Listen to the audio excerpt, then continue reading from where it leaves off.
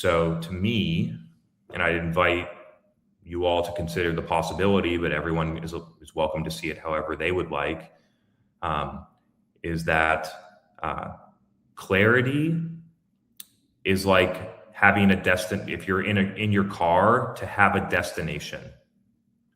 And so without clarity, we are just driving around hoping that we get somewhere. Or most likely we are following somebody else's map.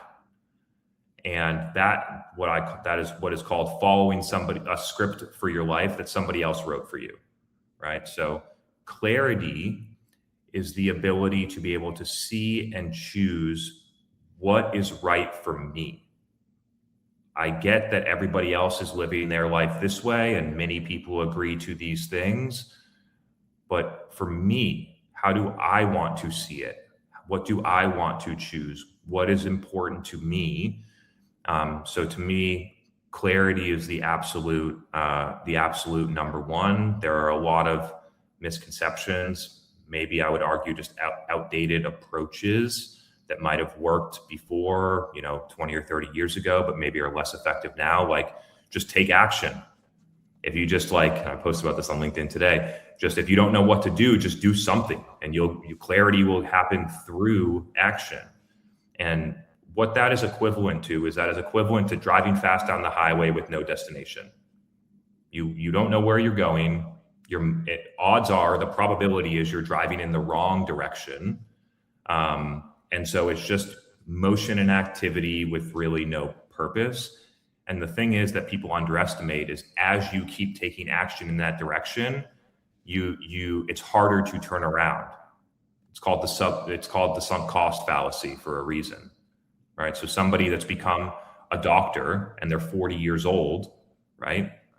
They have a sunk cost in all the medical school, they're building their career. Even if they really want to be a painter, now they're 40, it's much harder to say, I'm going to go be a painter, even though I've done all this investment for a doctor, than if they had just decided to be a painter at 18 when they knew they wanted to, but they were told to do something responsible, right? Following someone else's life script. So right. To me, that's my thoughts on clarity. Someone told me once that I made a choice not to go into corporate, because I've always been an entrepreneur as well. So like J-Day, Christian Mingle, I worked there, started all that stuff with the 4 people that started the business, own my own business. And, during various seasons when America crashed, so did my businesses. How do you feel about that? Because I always felt like I had a different calling. My calling was never to be a government worker or to work at the post office or to work for IBM.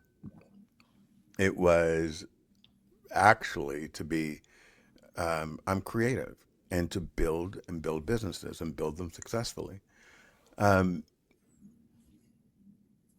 I'm proud of those life choices. I'm not excited about the moment that I'm in, but I'm proud of what I'm done. Thank you. Thank you, Chris. Thank you. And Leslie Flowers is here. I don't know where Kinga went. I was about to bring her on stage. Leslie Flowers believes in universal law. And she talks a lot about universal law. How does that thought process integrate with ENCODED? To be honest, I'm not that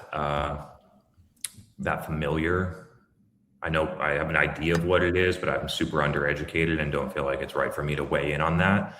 However, my belief is that as people elevate their frequency and they remove garbage that has been given to them about, what they should do, what's responsible, what's safe, how to impress people, or all the other different things that we learn and subconsciously adopt, that as we remove those things, that we are more likely to see the truth, which is what matters, is how much impact we can make for people.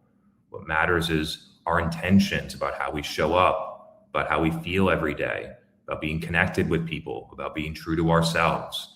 And so I don't know how much that has to do with universal law, but I'm sure that there's some overlap there. I think it is too. It's about, I believe, her saying to elevate your frequency as well, through the universal law, the law of attraction, the law of, what you believe and what you concentrate on. So I think that there's a little bit of overlap, but it sounds like your process is different. So the encoded process is not about teaching you ideas. It's about you deciding what ideas you want to believe. It's about giving you the tools for you to decide, right? So it's not education. It's not a course you take. It's not a book you read. It's about being able to discover, become aware of, and then consciously choose based on the life that you want to live.